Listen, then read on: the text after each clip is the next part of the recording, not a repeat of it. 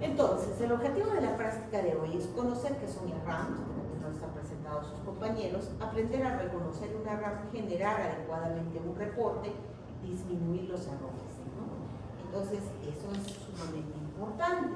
Y una RAM, como también sus compañeros nos han dicho, es el conjunto de efectos, ¿no? Efectos adversos de los fármacos, o también conocidas como reacciones adversas a medicamentos, ¿no?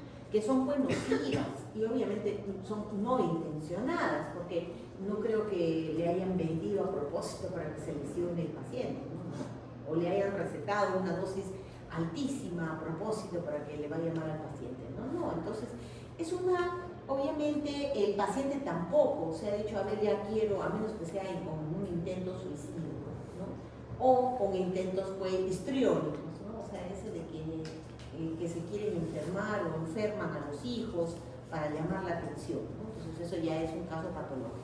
Pero por lo general, si el paciente, la pacientita no lo hizo tampoco con la intención que le dé nada mal, ¿no? Ella pensó que duplicando la dosis ya solucionaba el problema sin necesidad de ir al médico, ¿no? Entonces, eso también. Entonces, eso es una RAM, es un efecto no deseado, no intencionado, pero que va a tener un efecto nocivo, va a decir, pues, vamos a decir mal, ¿no? Y que se presentan con mucha frecuencia, ¿no? ¿Cuál es el problema y por qué no lo sabemos de esta RAM, ¿no? Porque realmente vamos a ver que muchas, como sus compañeros también nos han indicado, muchas pueden llegar a matar a las personas, ¿sí? Pueden generar muerte en las personas. Pero ¿qué sucede? ¿Por qué no se conoce tanto de la RAM? Muy simple, ¿sí? No las conocemos porque, ¿sí? No las reportamos, ¿sí? Al menos en nuestro país, en los reportes anuales que hay, ¿no? De otros países, vamos a encontrar pues que Europa, Estados Unidos, Canadá, incluso hasta México, Brasil, sí aparecen, ¿no? Perú, ahí abajo, ¿no? Ni aparecen en las que se llaman las gráficas. ¿Por qué? Porque no las presentan, no, bueno, sencillamente pues no consideran que sea una RAM, o también, uy no, qué horror, y si, ¿qué van a decir? Que yo estoy presentando cosas, o que no sé qué, o no sé, y si me equivoco, bueno, pues me equivoco, en buena hora me voy a equivocar, ¿no? Entonces es importante, por favor, que ante cualquier sospecha de que un medicamento pueda estar generando un tipo de reacción adversa, ¿sí? La notifiquemos, ¿sí? Se notifican las sospechas, por favor. No es que yo, ahora si yo estoy 100% segura que es una RAM, recién la voy a reportar. No, se reportan sospechas, ¿no? Entonces, ¿por qué? Porque fíjense que puede ser que por ahí yo reporto una sospecha. Ese medicamento le está ocasionando cefalea al paciente, ¿sí? Lo reporto, porque yo creo que podría ser, ¿sí? Y obviamente, hoy en día incluso hay un sistema computarizado. O sea, ni siquiera me voy a tener que ir a decir, señorita, le presento esta RAM, mira, ve, no, ni siquiera, porque todo entra en la computadora, ¿no? Y me van a enviar una respuesta, si yo la solicito, también a los días por computadora. O sea, ni saben quién soy yo. Entonces, ¿qué va a pasar? Que yo reporté que ese medicamento produce cefalea. Y de repente me retornan y me ponen ahí que no, según los estudios que hay, no hay reportes sobre esos casos y efectivamente, pues al parecer no es a causa del medicamento, ¿sí? Ok, lo peor que podría pasar, que digamos, no, pues ya se ha equivocado, no es. Pero de pronto, ¿sí? Hay un reporte también en Lima, ¿sí? Que también le van a contestar, no es, ¿no? Hay un reporte en Iquitos, se me ocurre, que también le van a reportar, no es. Hay un reporte en Tacna que también le van a reportar, no es. Hay un reporte en Piura que también le van a reportar, no es. En Perú ya tenemos 5, ¿sí? 5 no es. Y de pronto por ahí van a Ecuador y en Ecuador hay también unas 7 no es, ¿no? En Brasil hay unas 4 no es, ¿sí? Entonces, si sumamos nomás esos 3 países, resulta que, ¿sí? Alrededor de unas 15 personas hemos reportado un caso que también nos han dicho no es, ¿sí? Y entonces, ¿qué hace el sistema de farmacovigilancia? Oye, pero resulta que nosotros les hemos contestado a ellos que no es, oye, y nos han reportado, ¿sí? Acá en el Perú ya tenemos 5 casos, en Ecuador son 7, en Brasil, ¿sí? Son 4. Ah, ya, entonces ahora tenemos 16 casos de que sí están produciéndole cefalea, ¿sí? Entonces, gracias a nuestro reporte, ¿sí? Y al de las otras personas, ahora se establece como una reacción adversa, ¿sí? Y se va a estudiar un poco más sobre ese tipo de reacciones. Ahora sí, pueden venir y verificar. Por eso es importante que cuando ustedes reporten una reacción adversa, la notifiquen. Es el paciente de la cama 523, la fecha, ¿no? Porque si es necesario, ellos no se van a contactar conmigo, ¿sí? Se van a contactar con la base de datos del hospital y le van a pedir al encargado de farmacovigilancia que vaya y que averigüen la historia del paciente, porque ya ese paciente ya le dio de alta, ¿sí? Que averigüen qué tenía, qué condiciones tenía. Es así como se reportan y se actualiza este sistema. Pero en nuestro país, hemos dicho, estamos ahí en la cola, ¿no? Nos dicen nosotros, en hospitales, como por ejemplo el de Yanaguara, el hospital Rodrigo Delgado, el hospital CAS, el que se llama el Goyeneche, debería haber un reporte, ¿sí? Entre 30 a 60 reacciones, o sea, sospechas de reacciones adversas diarias. Ustedes, en todo el tiempo que han estado yendo, que ya son, prácticamente van a ser 3 semanas, ¿han visto algún reporte de RAM? ¿Alguien ha dicho siquiera, podría ser una RAM? No funciona. En otros países esto funciona, sí, 80, 100 reportes diarios. Nosotros acá ya van 3 semanas y ni uno. Les apuesto que en un mes tampoco hay ni uno. En un par de meses tampoco van a encontrar ninguno. Entonces, ese es un punto importante. ¿Sí? Ya pues sí, ya ha producido eso, lo anotaremos nomás, lo anotaremos en la historia, pero no lo reportamos. ¿Sí? Son importantes. ¿Por qué? Porque es la información. Yo les dije, bueno, en práctica, en teoría también han visto, ¿no? ¿Cómo es la investigación en farmacología? ¿No? Ok, se hace una primera investigación de repente a nivel de células, luego de ratoncitos, de repente, de conejos, de perritos, de monos, ¿no? Esa es la preclínica. Y luego hay que hacer una investigación clínica, ¿no? En la que vamos a trabajar de repente con unas 10, 20 personas, luego con unas 200, 300, ¿no? 1000 personas, después 20.000, ¿no? 60.000, 80.000 personas. Y luego, ¿sí? Cuando ese medicamento sale al mercado, ya no estamos hablando de 10.000 o 100.000 personas, estamos hablando de miles de millones de personas que pueden acceder al medicamento y que en ellas puede ocurrir alguna reacción que no se presentó en esas miles de personas en las que se trabajaron, ¿sí? Entonces, vamos a ver acá también algo importante, ¿sí? ¿Quiénes son las personas que van a estar constantemente, ¿sí? verificando si efectivamente ese medicamento cumple con lo que me dice el inserto? ¿Quiénes van a ser? Todo aquel que tenga contacto con un paciente, ¿sí? Entonces, ¿solo los médicos? ¿O solo la enfermera, porque es la que pone, la que le pregunta? Tampoco. Todo aquel que va a tener contacto con el paciente, ¿sí?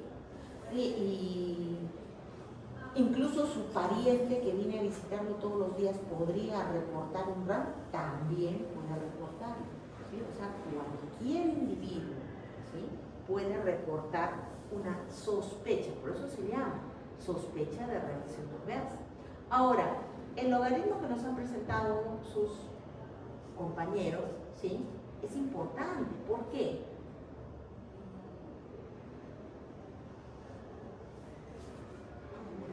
porque me va a ayudar a determinar si efectivamente sí es una rama. Y ustedes pueden aplicarlo. Han visto, son unas cuantas preguntitas, ¿no? No sé si lo han dejado acá. Sí, creo.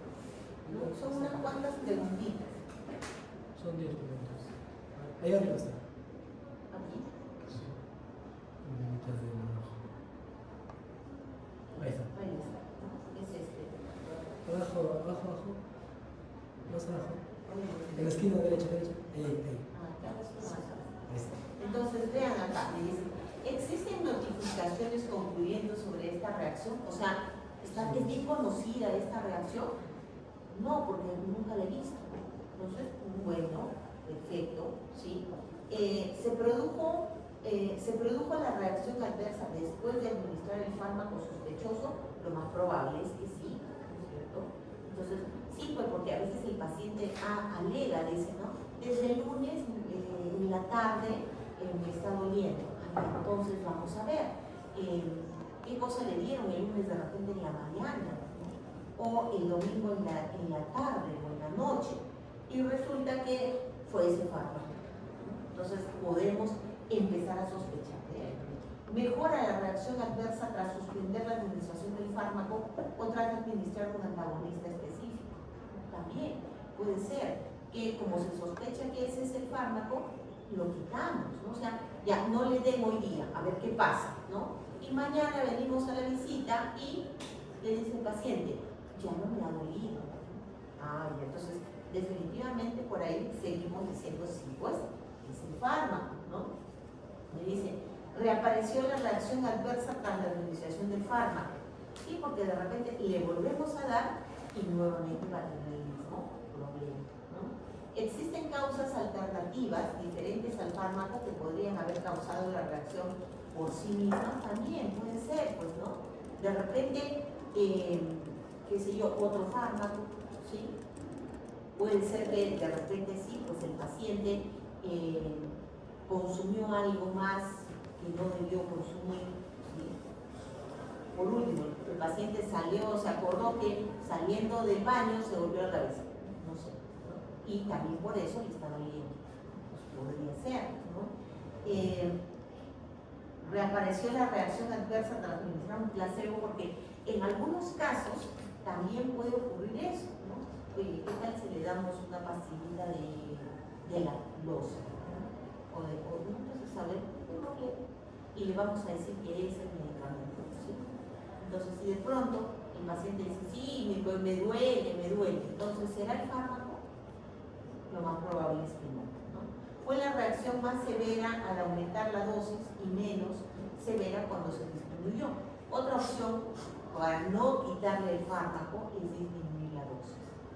Entonces, al disminuir también va a decir el paciente, me bajó el dolor o se me quitó el dolor, ¿no? Entonces, también por ahí podemos ver otro tipo de situación, ¿no? ¿Tuvo el paciente alguna reacción similar causada por el mismo fármaco o semejante a cualquier exposición? O sea, el paciente va a decir, no, ¿y sabe qué?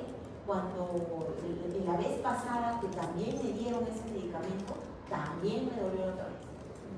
Entonces ahora hay más certeza de que sí, pues fue. Y se confirmó el acontecimiento adverso por cualquier tipo de evidencia, ¿no? Entonces también se puede aplicar esto y podemos también determinar que efectivamente sí, pues va a ser una reacción adversa. Y con mayor razón hay que, sí, reportar. Ahora, esta reacción adversa, ¿sí? No necesariamente, ¿sí? La voy a reportar ahorita, lo que le está pasando ahorita al paciente, ¿sí? Se puede hacer reacciones o se pueden reportar reacciones adversas viendo ¿sí? Viendo las historias de los pacientes. E incluso vamos a ver que de pronto ante una reacción, ¿sí? Entonces el médico tratante dijo, suspéndame y le vamos a dar otra cosa, ¿sí? Y eso está en la historia, ¿sí? Está en la historia. Entonces hay que revisar esa historia y podemos determinar, incluso sacar reacciones adversas que no estaban, ¿sí? Que ni siquiera se han reportado, pero nosotros podríamos determinarla utilizando, por ejemplo, este algoritmo. Este algoritmo, ¿sí? Muy bien. Entonces, vamos a ver, ¿no? Va a ser importante, claro que sí, sumamente importante, reportar las RAMs, ¿no? Y estas RAMs, como también nos los han indicado sus compañeros, son de diferentes tipos. Se clasifican según la clasificación clínico-epidemiológica en aumentadas o tipo A, donde los efectos predecibles y relacionados con el efecto del fármaco, ¿no? Entonces, sabemos que el fármaco produce eso o tiene ese efecto, pero indirectamente también le va a producir este otro, ¿sí? Por ejemplo, me dice, creo que pusieron ustedes los AINES, ¿no? AINES, ¿qué han puesto? ¿Qué ejemplo pusieron? Puse de ejemplo los ácidos glicídicos. Ya, pues, Hiponatremia. hiponatremia, por ejemplo, ¿no? Entonces, obviamente, pero la hiponatremia no es algo que nosotros querramos que pase, ¿sí? Pero acompañado al efecto hay, o en otro caso vamos a decir, como un super efecto de estos, va a generar la hiponatremia. Igual acá. En los bizarros más bien van a ser efectos que no tienen nada que ver con el efecto normal. O sea, es un efecto diferente, pero que si nosotros lo analizamos, ¿sí? Lo analizamos por ahí, de repente sí va a haber una relación, ¿no? Es como decir, vamos a tomar un medicamento para un antidiarreico, ¿sí? Que va a disminuir el peristaltismo intestinal. Y de pronto los pacientes aquejan que tienen dolor de cabeza. ¿Tiene relación con los efectos, con el efecto del fármaco? No tiene relación. Pero si por ahí lo analizamos un poquito así, pues de repente en algún momento inactiva o activa algún tipo de receptores y entonces estos se van a presentar a nivel de vasos sanguíneos cerebrales, por ejemplo, y entonces ahora ya entendemos. Pero el efecto no tiene nada que ver con la RAM, ¿no? Efectos a largo plazo, que son el tipo C, que es cuando obviamente son tratamientos continuos por mucho tiempo, ¿sí? Y obviamente el fármaco a la larga va a ir pues generando o degenerando algún tipo de órgano, por ejemplo, ¿no? Vamos a ver, entonces pacientes que toman medicamentos que son que van a desencadenar una hepatotoxicidad, por ejemplo, y que por eso hay que ir, ¿sí? Hay que ir monitorizando al paciente, ¿no? Cada cierto tiempo ir viendo cómo van sus parámetros. ¿Por qué? Porque lo más probable es que este paciente, ¿sí? A los 2 años, ¿sí? Haga una pequeña inflamación pues, en el hígado, ¿sí? A los 4 años de repente vamos a ver y está haciendo de repente hígado graso, ¿sí? A los 6 años, 8 años, de repente ya hay una estenosis hepática, ¿no? Porque se van a afectar los vasos sanguíneos. Oye, y a los 10 años está haciendo una cirrosis, ¿no? Pero la cirrosis no se ha dado porque en ese momento el paciente tomó el medicamento, sino porque lo está tomando desde hace muchos años, ¿sí? Y tal vez no se le ha hecho un adecuado control, ¿no? Porque lo ideal que es que si nosotros vemos que este paciente está teniendo problemas, ¿sí? En la función renal, ¿qué cosa tendríamos que hacer? Cambiarlo por otro medicamento, suspender momentáneamente ese, cambiarlo, ¿no? De repente vamos a ver que ya va pasando el tiempo, ya mejoró, su cuadro ya mejoró. ¿Podríamos volver a darle? Podría ser, dependiendo. Si no hay una buena respuesta a este fármaco, ¿sí? Podemos darle momentáneamente y luego intentar ver, disminuir lo que podamos la dosis, porque ahí sí de repente recalcular dosis, ¿no? O sea, hay muchas opciones que se pueden trabajar. El tipo D, que son de lesiones, ¿sí? Que son efectos diferidos, también a largo plazo, ¿sí? Acá, ¿qué cosa me va a decir? Por ejemplo, dijimos, ¿no? teratogénicos como la talidomida, ¿cierto? Igual, la talidomida. La talidomida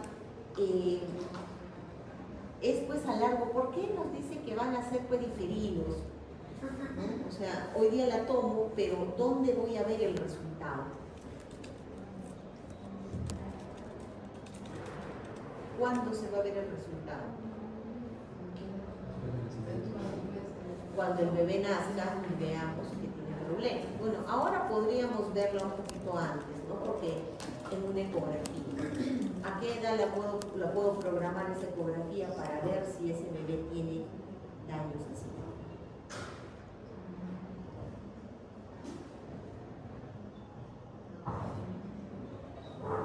A ver, en embriología ustedes han hecho, ¿no? ¿Qué pasa si le tomo una ecografía al mes? ¿Qué sale? ¿Qué puedo observar ahí? ¿Qué? ¿Qué? ¿Qué se observa ahí? En un mes, si vamos a ver, a los 32 días ya está esbozando grasita, ¿no? Pero lo vemos ahí, yo le hago la ecografía y veo ahí el monstruito que aparece así como una cosita medio así, que parece un nabo más que un bebé, ¿sí? ¿Sí? ¿Se acuerdan cómo era? ¿Sí? Sí, lo veo así. No, ¿qué se ve? Se ve un saco, ¿sí? Sí, pues vemos en el útero un saco, ¿verdad? Y acá viene la pregunta, ¿habrá bebé ahí? No sabemos, ¿sí? Porque de repente pues no está recibiendo, ¿sí? No está el bebé, no lo sabemos, ¿sí? Puede que sí haya un bebé o puede ser que no haya bebé, ¿no? Recuerden que nosotros también estamos relativamente en la cola de la fertilidad, ¿no? ¿A qué nos referimos en la cola de fertilidad? ¿Sí? ¿Han visto cómo celebran cuando un panda se embaraza, la mamá panda? Oye, y se embaraza, trae 4 o 5 pandas, no salen las noticias incluso, ¿no? La panda del zoológico no sé qué está embarazada, ¿no? Pero a veces, de las 6, 5 pandas que se han embarazado, solo una llega a término, porque su fertilidad es bastante baja. ¿Sí? Y oh sorpresa, nosotros estamos antecitos que los pandas. Oye, pero si acá tienen hijos como conejos, pero sí, también nosotros tenemos esos problemas. Muchos animales inmediatamente después de haber fecundado, inmediatamente generan tapones. Nosotros generamos tapones. ¿Sí? ¿Cuándo nos enteramos que está embarazada la mamá? Fíjese que hay muchos animales que inmediatamente, ¿sí? Por ejemplo, los ratones, ¿no? Como el Señor sabe que hoy día los pone, los aparea y mañana dice ya están embarazados, ya están preñados. Porque generan y se ve ese tapón. En cambio, acá nosotros humanos, ¿cómo nos enteramos o cuándo nos enteramos? Cuando hay retraso de la menstruación. ¿Y al cuánto sucede eso? Más o menos, unos 15 días. ¿Cómo lo confirmamos? Una prueba de embarazo. Con una prueba que se mide la prueba de embarazo. ¿Quién produce esa hormona?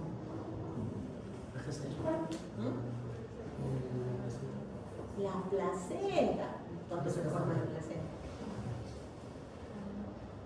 Cuando ya se implantó, ¿verdad?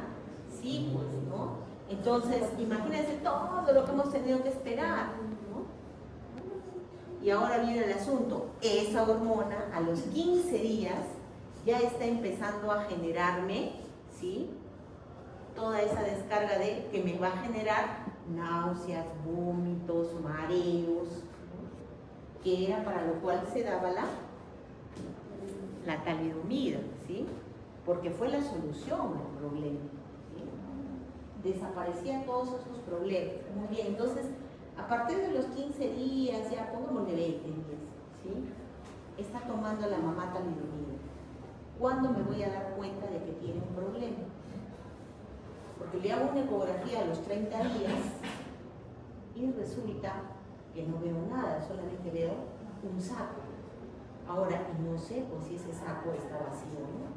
Por eso que es recomendable hacer una ecografía cuando. 3 meses, 4 ¿Cuándo? meses, 3 meses, 4 meses. A ver, ¿cuándo? ¿Cuántas semanas?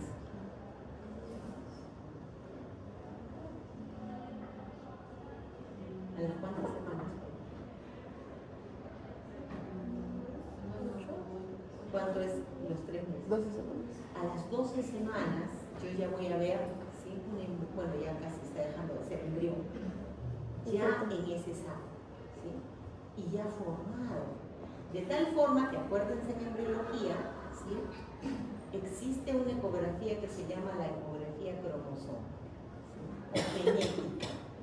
Que está mal llamada, pues, porque yo con la ecografía no miro ni un cromosoma ni un gen, ¿no? Pero ¿por qué se llama la ecografía cromosómica o genética? Que ahora he estado viendo también mucho. ¿Cuál es la ecografía genética? Es esa, ¿no? La que han filmado la cromosoma. ¿Por qué? Porque ahí todavía no ha terminado de osificar, ¿sí?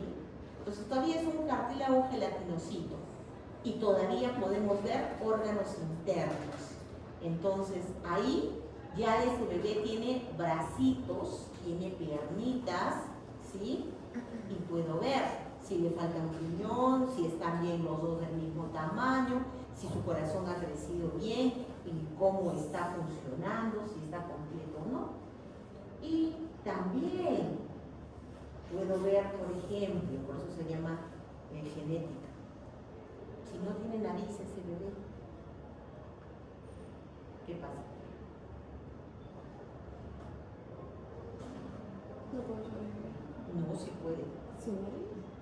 A esa edad no tiene nariz, no tiene nada, no tiene esposo planito. Así. ¿Qué cosa tiene? Solo por ese signo yo me doy cuenta que tiene ¿qué cosa? Síndrome de Down. No tiene cuello. Síndrome de Down puede ser, ¿sí? Puedo ver, porque no está osificado el cráneo. ¿Qué puedo ver entonces? ¿Qué puedo ver? Todo su cerebro. ¿Cómo es? A esa edad. Embriología, la han llevado ahorita ustedes. ¿Cómo es ese cerebrito? Característico. A las 13 semanas tiene la forma de una mariposita. ¿Sí? Así, bien bonito. ¿Sí? ¿Qué pasa si no tiene la forma de la mariposita con sus lóbulos formados? Y solamente veo una cosa. ¿Qué me va a indicar? ¿Anencefalía? Que va, no, anencefalia no, sino que va a tener al final va a tener un retraso, ¿sí? Mental. ¿Por qué? Porque no hay lóbulos, ¿sí? Entonces todo eso, ¿sí? ¿Y cuándo podré verlo entonces?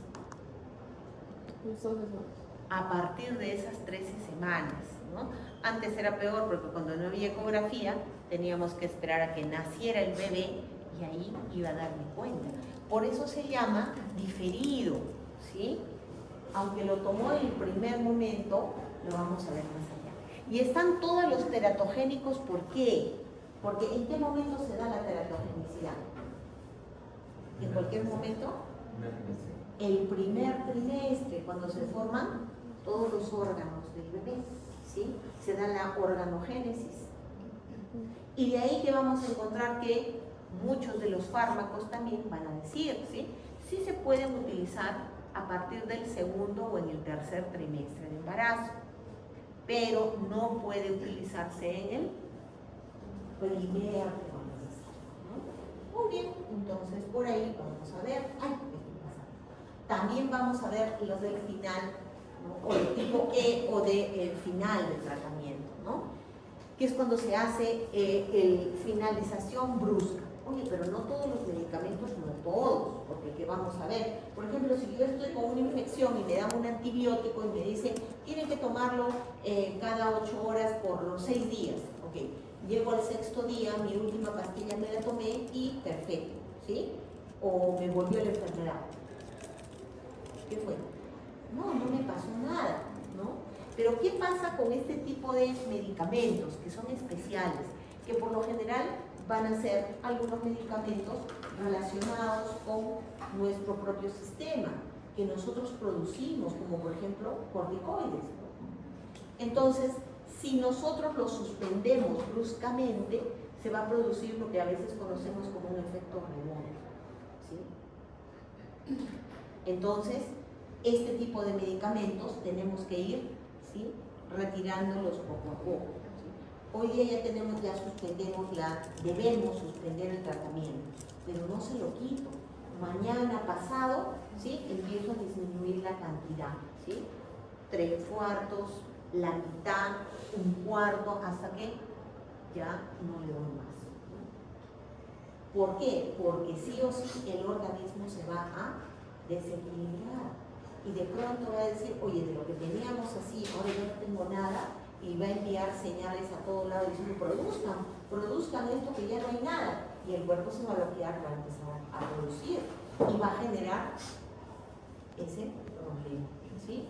Y también tenemos los de tipo F, que son los foráneos, que me dice son causados por agentes ajenos al principio activo. O sea, no es el principio activo el que me está produciendo, sino algo más. Puede ser, dice, un excipiente, impurezas, contaminantes, ¿sí? Podría ser, ¿no? Podría ser, por ejemplo, la cubierta, ¿sí? ¿Han visto algunas pastillas que si la parten, tiene como una capita, ¿sí? Una capita de color y adentro la pastilla es un plomo, qué sé yo. Entonces, eso también puede ser, ¿sí? Puede ser que el que esté produciendo el efecto sea esa cubierta. Yo sí recuerdo hace como más o menos unos 23 años, 24 años, ¿no? Se estaba haciendo, se investigaba en Cayetano la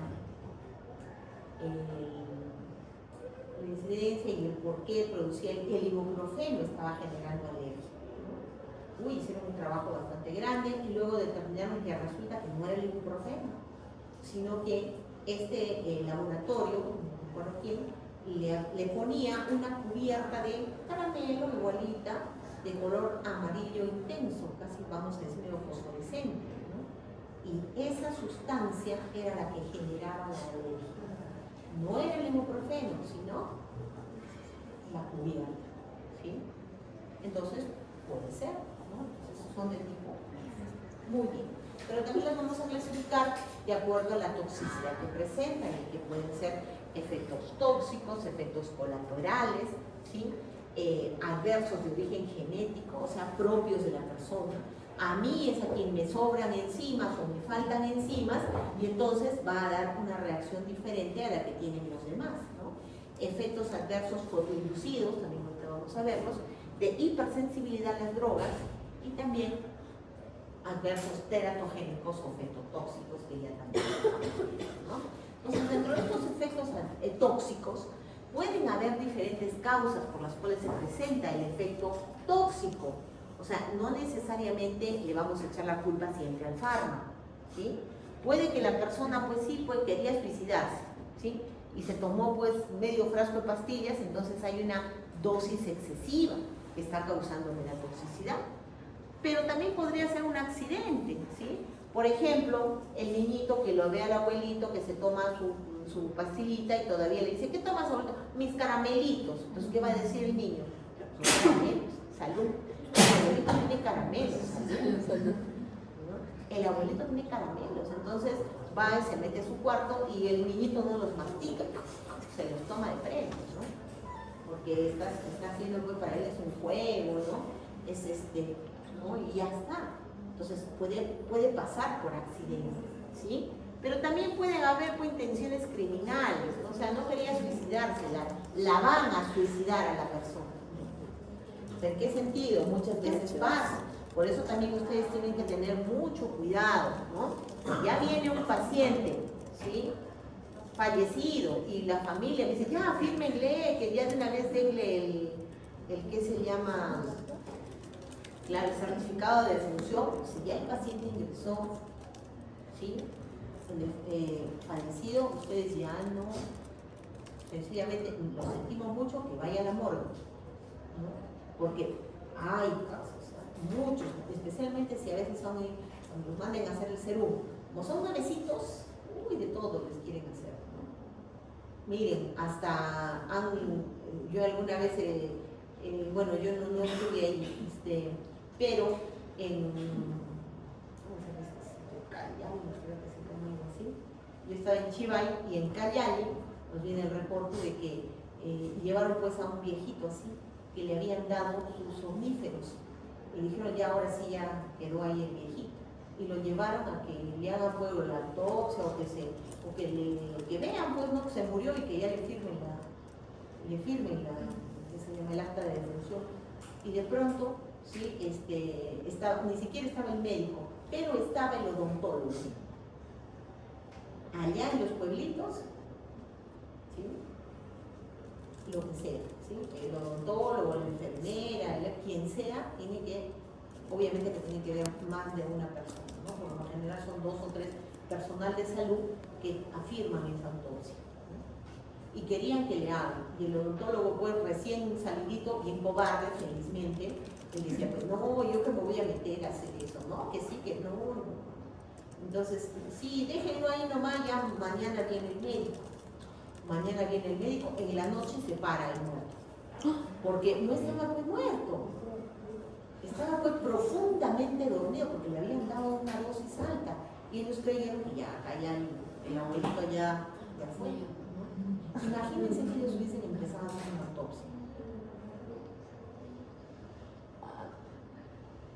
Y así, o sea, y ellos a toda costa, firma, pum, ya, de una vez, di que sí, que se murió. Está profundamente dormido, está relajado. Incluso su respiración es tan leve que no le sientes. Se acercas y no sientes, no se mueve. Ya se murió. Ellos estuvieron felices, muy bien. Entonces también, cuidado, hay muchas veces que ellos vienen así. Y sí, yo también he visto eso aquí en el CAS también, ¿no? Que además bien yo estaba de paciente porque había tenido un accidente, me fui al CAS y estaba esperando, ¿no? Para que me inyecten y yo, ay Dios mío, es un siglo y esperar. Y de pronto viene igual una familia, ¿sí? De negro, ya de luto, ya hablando con el de la funeraria, todo. Y ya venía el otro hermano trayéndolo al viejito. ¿Y qué pasa? Se ha muerto, le decía, se ha muerto en la casa. Ya tenle nomás por la esta, ¿no? Entonces, si el de la funeraria dijo que todavía no hay acta de no, pues yo no puedo hacer nada. Igualito, ¿sí? Y le exigían al médico que lo hiciera, ¿no? Que le haga. Salió el doctor y le dijo, ¿sabe qué, señor? Se murió. Entonces, como no muerto en el hospital, vayan a la morgue. Vayan a la morgue. Ni siquiera lo vamos a recibir. Ustedes dicen que se ha muerto, ya, vayan a la morgue. Cuando de repente una de las enfermeras lo mira y el viejito estaba movísimo.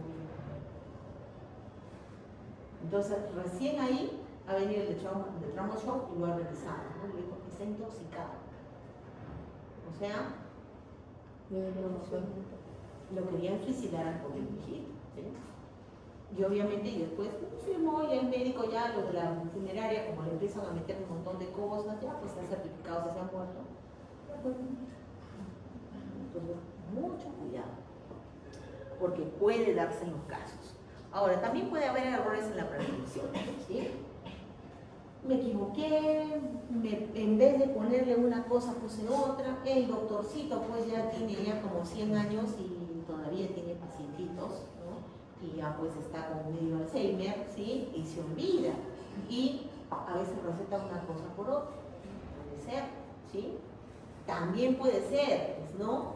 Que con la ortografía que tienen algunos médicos, porque algunos tienen una muy bonita ortografía también, ¿ah?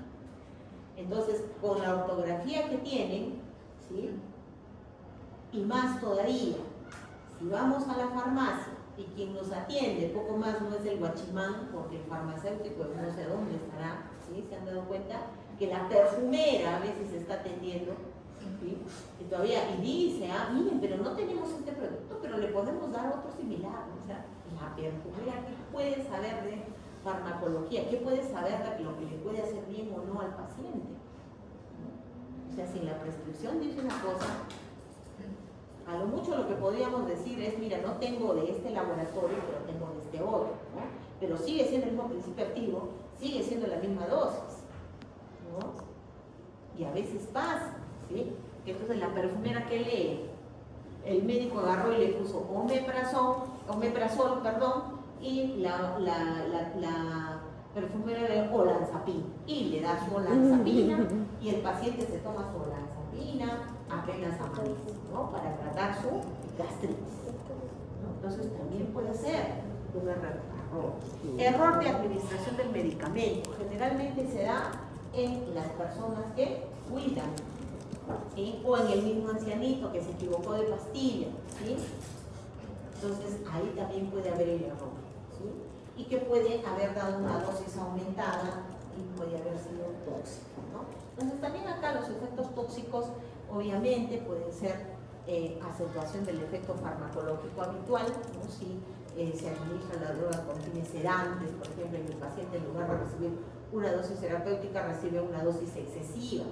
Entonces ahí también ya no lo va a tranquilizar, sino que más bien lo va a inducir al sueño profundo, ¿sí? Ahí también, ¿no? Puede llegar incluso a un coma, a una lesión en el bulbo raquídeo y generarle un paro, ¿sí? Cardiorrespiratorio. Entonces también, ¿no? O generar, o como en el caso clínico que hemos tenido al comienzo, ¿no? Que va a generar una intoxicación porque repitió la dosis y el tiempo, ¿sí? Entonces también. Ahora, los efectos tóxicos que van a generarse acá pueden ser de tres tipos, nos dice. Efecto tóxico farmacológico cuando no hay un daño estructural ni tampoco hay un daño genético. Por ejemplo, la nefrotoxicidad. La nefrotoxicidad se da porque va a actuar a nivel de las células de las células renales, epiteliales, ¿sí? Estas células epiteliales se pueden renovar, se pueden reparar, ¿sí? Entonces cuando le dejamos de dar al paciente, ¿sí? Y bueno, le damos un pequeño tratamiento chiquitito, mejora y se recupera, ¿sí? Entonces es reversible, vamos a decir, esa toxicidad farmacológica. Pero si hablamos de un efecto patológico, donde ya hay un daño funcional y estructural en la célula, ¿sí? Por ejemplo, la ototoxicidad, ¿sí? La ototoxicidad que está produciendo la gentamicina, dijimos. Si hay ototoxicidad, ¿qué cosa se está lesionando? El octavo par craneal, ¿sí? ¿Y qué cosa es un par craneal? Nervio. Un nervio. ¿Y qué cosa es un nervio? Una conexión cerebral. Es el cilindro de axón de una neurona. ¿Y la neurona podrá repararse? No. ¿La neurona tiene esa capacidad de que en cualquier momento puede regenerarse? No. No.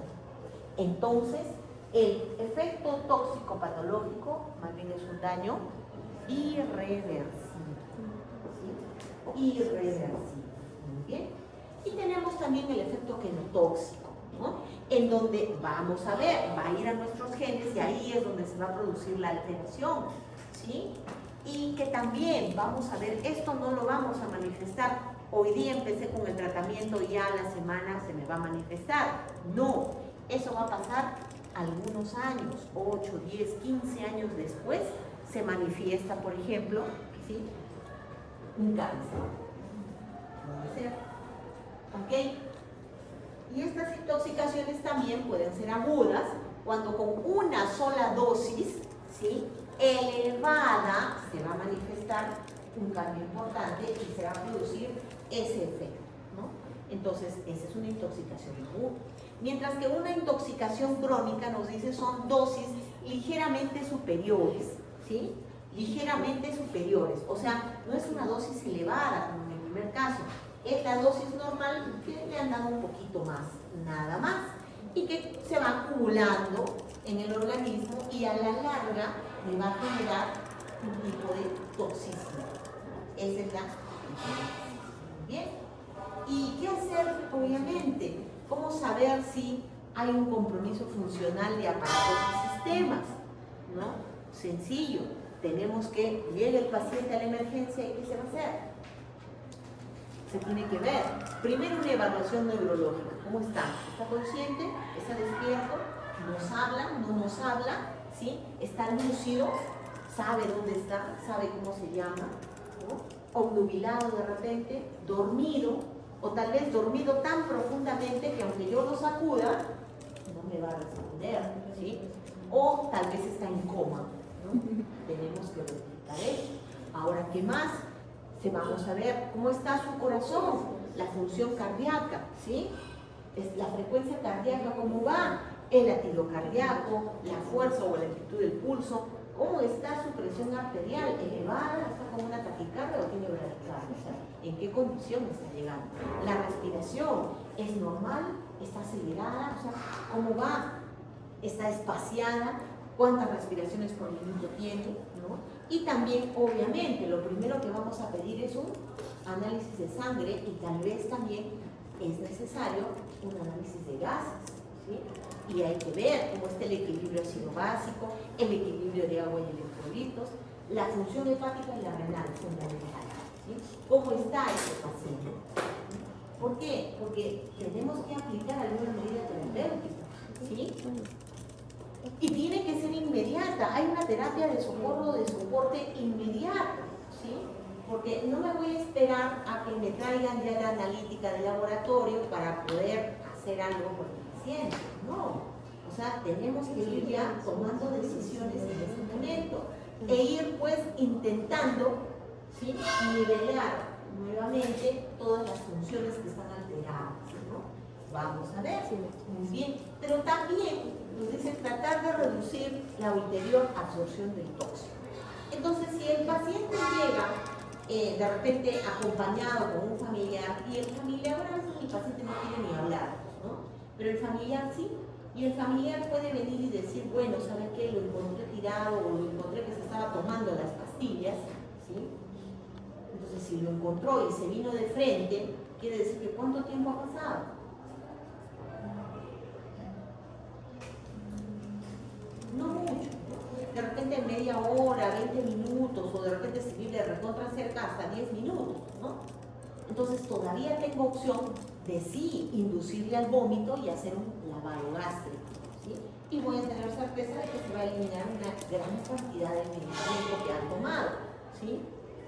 Entonces puede ser, pero si de pronto, ¿sí?, o de repente es un paciente que me dice, no, estaba fumigando y de repente lo hemos encontrado tiradito por ahí. ¿Qué hacemos nosotros?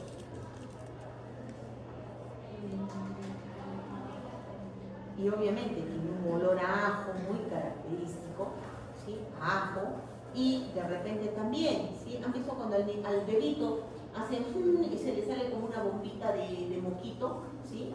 Este paciente también tiene lo mismo, pero no es bombita de moquito, sino parece espuma, ¿sí? Bota así como espumita, ¿sí?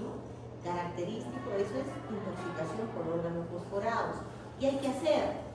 Mis guantes bien puestos, mi barbijo, mi bata, y ya sé, y cuando termine de atender al paciente, boto los guantes, boto barbijo, boto gorro, boto todo, y se pongo la bata también, porque eso se pega a través de la piel y esa persona esté incluso sudando, y lo más probable es que lo vamos a atender a él y lo vamos a tener aquí a atender al que lo trajo, porque también ya se está intoxicando, ¿sí? Entonces lo primero que hay que hacer con ese paciente es retirarle la ropa. ¿Por qué? Porque ha estado fumigando y ha ido cayéndole, y a través de la ropa también se le ha ido pegando y ha pasado a su piel, ¿sí? Entonces sacarle la ropa, lavarlo, ¿sí? Hay que quitarle todo lo que podamos. Recordemos, un órgano fosforado sí se puede retirar con agua y jabón, ¿sí? Entonces también, ¿no? Entonces, ver esas cosas e intentar nivelarlo, estabilizarlo, ¿no? Ok, pero a veces también el inducir un vómito o un lavado gástrico no es lo más adecuado. ¿Cuándo? Por ejemplo, el paciente, ¿sí?, ha ingerido lejía o ha ingerido ácido, ¿no?, ácido muriático. ¿Por qué no va a ser lo más adecuado inducirle al vómito o hacerle un lavado gástrico? Porque hizo daño cuando ingresó y pasó más tiempo. Claro, ya me hizo un daño, ya me lesionó cuando ingresó. Ahora que lo voy a hacer que regurgite, que vomite, lo va a terminar de dañar y me puede generar incluso, ¿no?, un cuadro más severo y que puede también ponerlo mucho más en peligro. Entonces, ¿qué se hace en esos casos? Le damos agua, ¿sí? 300 a 350 mililitros de agua para diluir, ¿sí? Diluir lo que el paciente se tomó. Entonces ya más diluido, ya de repente también va a ser mucho más fácil neutralizar. Ahora, ¿en qué otro caso? Si el paciente está en coma. ¿Qué pasa si el paciente está en coma?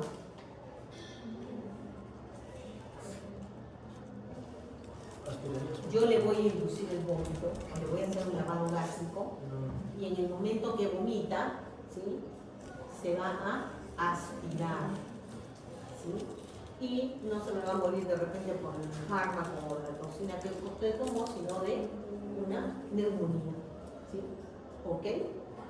El paciente intoxicado por queroseno o gasolina, igual, ¿sí? Generan vapores, ¿sí? Pero son cáusticos, entonces cuando yo lo haga regurgitar va a pasar, por más que yo no quiera, esos vapores sí van a pasar al pulmón y me va a quemar el pulmón, ¿sí? Entonces, no que hay otra forma, ¿no? Y el paciente, si el paciente está convulsionando, ¿qué hago? No importa, como sea, le pongo, no. Se tiene que esperar a que el paciente termine de convulsionar para poder, pero puedo ayudarle para que, qué sé yo, evitar que siga convulsionando. Sí es importante, porque recuerden que durante las convulsiones no llega oxígeno al cerebro, ¿no? Entonces, ya que convulsione, ya 20 minutos convulsionando, ya ese paciente ya no lo sabe, ¿sí? Entonces no puede ser, tengo que atender lo más próximo, que es hacer el lavado gástrico o la convulsión. ¿Cierto? Muy bien. Entonces, también se puede, como hemos dicho, por ejemplo, ¿no? O sea, está en el estómago o ya está pasando hacia el intestino. ¿Qué puedo hacer? Ayudarlo a que siga saliendo más rápido. Entonces, ¿qué le puedo dar? Por ejemplo, un purgante salino como es el sulfato de sodio, ¿no? 30 gramos, y hace que haya un peritonitismo más acelerado. Entonces el intestino rápidamente moviliza todo, no deja que se absorba adecuadamente y fácilmente lo evacuamos. O también podemos utilizar leche de magnesio, ¿sí? Es el hidróxido de magnesio, no es leche, es hidróxido de magnesio, que también lo que hace irritar al intestino para que rápidamente genere una diarrea realmente. Entonces rápidamente lo saca y no hay una buena absorción y más bien hay una eliminación más rápida, ¿no? También se puede utilizar, por ejemplo, ¿sí?, vamos a ver carbón activado, ¿sí? Porque el carbón activado también tiende a atrapar, ¿sí?, absorber algunas sustancias, y entonces también va a ser un poco más fácil de eliminar, ¿sí? Eso cuando todavía está en el tracto intestinal.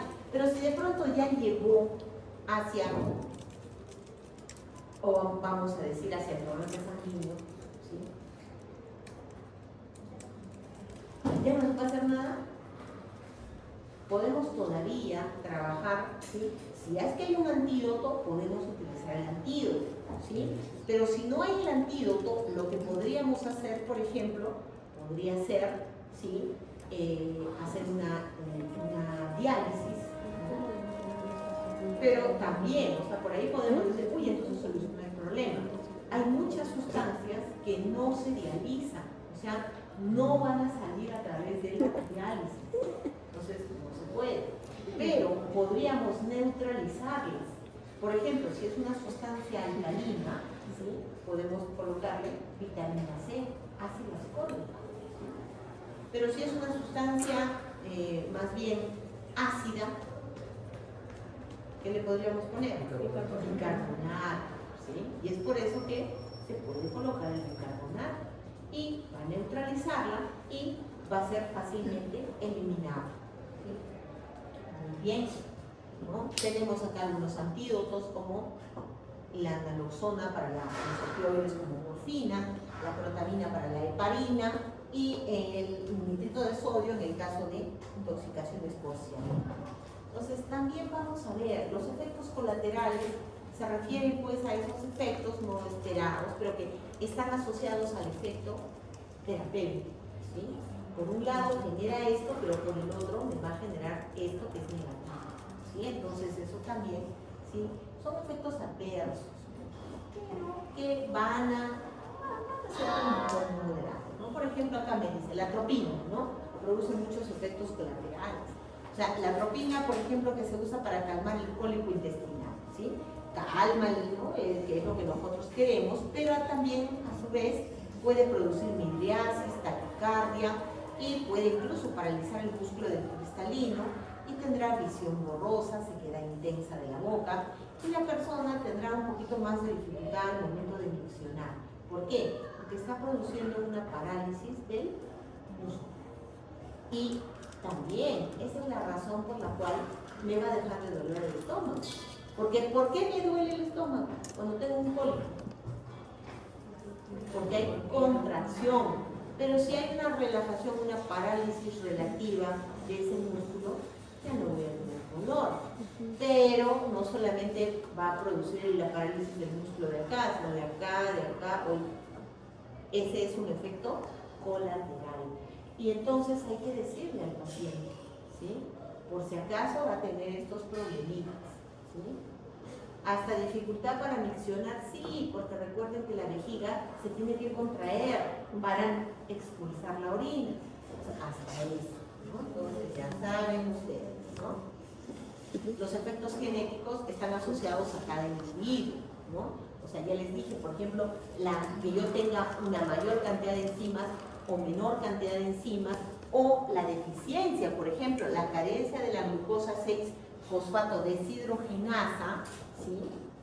Hay pacientes que tienen, por ejemplo, es muy común raza judía, ¿no? ¿Y qué me dice? Si esos pacientes toman nitrofurantoína, va a generarle hemólisis, que haya destrucción de glóbulos rojos, sumamente peligroso, ¿no? Entonces también hay que tener en cuenta eso, pero eso es característico de quién, de ellos. A veces estos genéticos sí, pues tienen que ver con etnias específicas, ¿no? Y vamos a ver, el 5% de pacientes presentan tal cosa, ¿no? Sí, especialmente los de raza asiática, porque quiere decir que solamente en ellos, ¿no? O muy característico o se ha visto que hay un 30% de tal efecto en raza caucásica, ¿no? Entonces ya sabemos, ¿no? Que esas personas, ¿no? Que son blancas, que tienen un poco más y los ojos no son blancos, característicos, no albinos, sino caucásicos, obviamente son, pues, ¿no? Le pueden dar ese efecto. Ahora, nosotros en el Perú, ¿qué somos? Tenemos de todo, ¿sí? Mestizos, todos somos mestizos, ¿no? Entonces, acá hay de chino, de blanco, de caucásico, de todas las razas, ¿sí? De todas las razas, que también puede ser un factor, ¿sí? Que de repente por ahí alguno aparece con algún problema porque nos tocó pues ese pedacito. Recuerden que la genética, ustedes también han hecho genética, es una lotería. Como que te tocó, como que no te tocó. Ya está, entonces ahí también lo vamos a ver.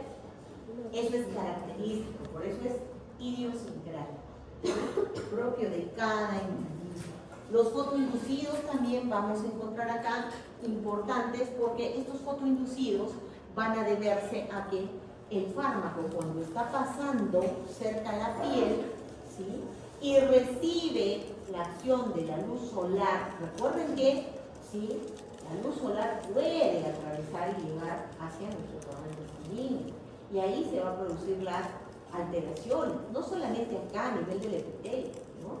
¿Y qué va a pasar? Cuando interactúa ahí, oye, va a generarme una reacción tipo alérgica. ¿Por qué? Porque la luz solar va a alterar la composición de ese fármaco, ¿sí? Y entonces el paciente empieza a ponerse rojito, a salirle salpullido, ¿sí? Y no es que sea alérgico, sino que la luz ha descompuesto el principio activo, ¿sí? Pero te van a decir, oye, pero otra vez yo lo he usado antes y no me pasaba nada, ¿sí? Pero es que de repente, en esa época, estaba metido en una oficina donde ni el sol llegaba y no pasaba nada. Pero ahora que le volvieron a dar este medicamento, se fue pues a la playa y se empezó a broncear así como pollito a la brasa, ¿no? Y quedó bien negrito y por delante y por atrás, ¿no? Y ahí sí, entonces la luz solar le dio, sí cayó directamente y alteró, ¿sí? Alteró el principio activo, ¿sí? Entonces, también vamos a ver la hipersensibilidad, bueno, eso sí, ¿no? Eso sí es característico, hemos dicho, de cada uno, son casos alérgicos, de alergias, por ejemplo, ¿no? Y ya creo que ustedes las han visto bastante bien. Ahora, la dependencia, recordemos, tenemos que hacer hincapié también en lo que es la toxicomanía, de lo que es la habituación. Entonces, la toxicomanía es pues ese paciente que vamos a ver 5 características importantes en ellos. El deseo imperioso de usar y conseguirla a toda costa su droga, su fármaco, ¿sí? Como sea, tiene que conseguirlo, ¿sí? El paciente cada vez necesita dosis más altas, ¿sí? Ahora usaba un poquito y ahora está utilizando cada vez más. Primero era una pastillita, después han sido 2, ahora ya está tomando 3. Entonces, ¿qué cosa está viendo? Una tolerancia, ¿sí?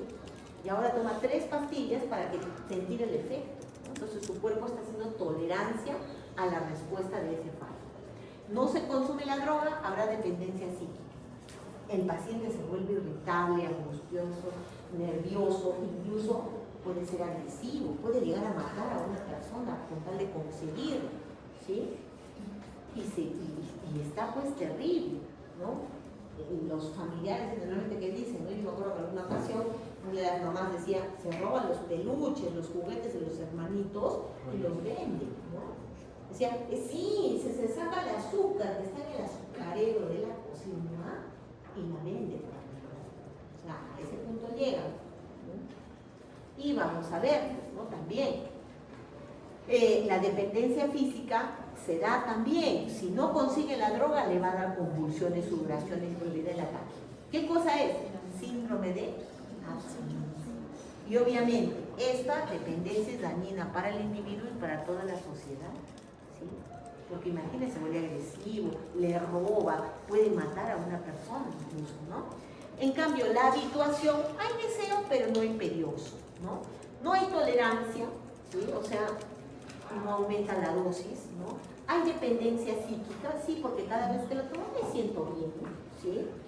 No hay dependencia física, por lo tanto, no hay síndrome de abstinencia, y pues también la dependencia es dañina solo para el individuo, no tanto para la sociedad.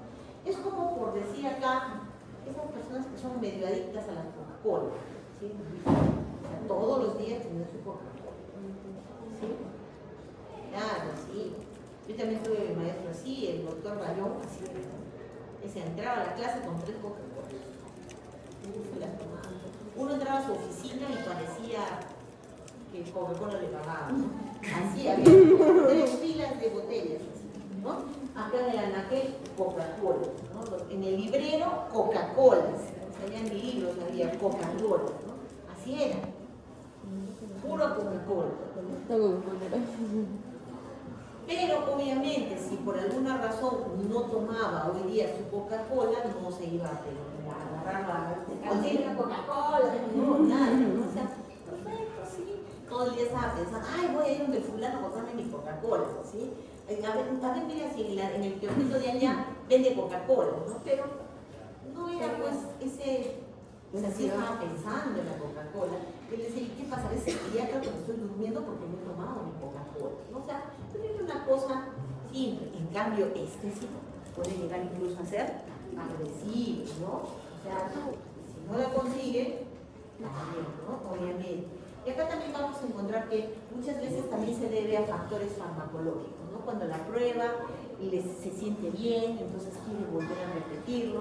Ahora, también pueden ser psicológicos. Puede ser pues por la curiosidad, ¿no? Ya que sabrán cómo será el efecto, ¿no? Y a veces a la primera, y resulta que nosotros tenemos genes dormidos ahí, psicóticos, y se activan gracias a que hay un primer contacto con ellos, ¿no? Antisociales, los hemos que se deprimen de todo y que dicen, pues no, con eso me siento mejor, ¿no? Otros que también, ¿no? Me jalaron en farmacología el primer examen, uy, ya acabó mi vida. Entonces, no, pues siempre hay que tener perseverancia, ¿no? Han visto el año pasado que salió en las noticias, ¿no? Esa señora en la UNSAC, 19 años había estado postulando en la escuela de medicina y ya ingresó. Entonces, puede ser, porque no, eso se llama perseverancia, ¿sí? Perseverancia, muchos factores pueden estar en contra mía, ¿no? Ese día estaba con dolor de cabeza y me miraba cualquier cosa, ¿no? Ese día, de repente, qué sé yo, todo se me hizo un cortocircuito ahí, y decía 2 más 2, 25, ¿no? ¿Quién descubrió América? Y yo le decía, pues, Bonaparte, no sé, cualquier cosa, ¿no? Puede pasar, o sea, la mente nos puede jugar, pero está en la perseverancia y no dejarse fracasar, porque muchas veces estos pacientes vienen de eso, ¿no? Factores socioculturales o sociológicos, vive rodeado, ¿no? El vecino, la prima, el tío, el cuñado, todos están por ahí, bueno, está ahí a la mano y comienza. Y también los factores genéticos, el alcoholismo, se hereda, ¿sí? Se hereda, y acá hay dobles, porque de repente por ahí vamos a decir, a él no le tocó, ¿no? Este no ha heredado el alcoholismo, pero el papá toma, la mamá, el tío, el primo, el hermano, el vecino, está viviendo en el ambiente, fácilmente contagiarse. Y cuando se hace un tratamiento tiene que estar estos 3 pilares: la suspensión brusca de la droga, ¿sí? Inmediatamente se la suspendemos, una desinfección y nutrición, porque mucho del efecto también se va a producir porque el paciente no come bien, ¿sí? No se alimenta. Y el tratamiento psiquiátrico, por favor, psiquiátrico efectivo.